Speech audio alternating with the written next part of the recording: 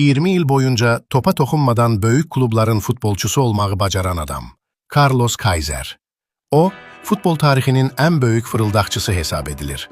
Carlos, 20 illik karyerasında ondan çox futbol klubuna transfer olmağı bacarıb və bir dəfə də olsun rəsmi oyuna çıxmayıb. Bəs Carlos 20 il boyunca bunu necə davam etdirib?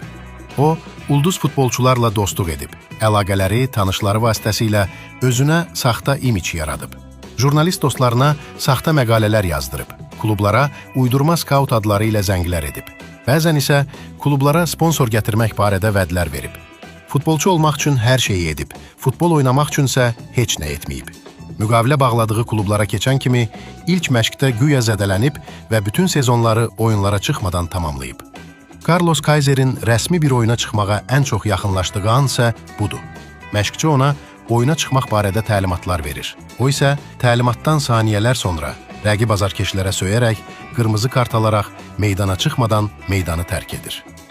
Carlos Kaiser'in hekayəsi iş dünyasında bizə bəzən imicin istedaddan daha önəmli olduğunu göstərir.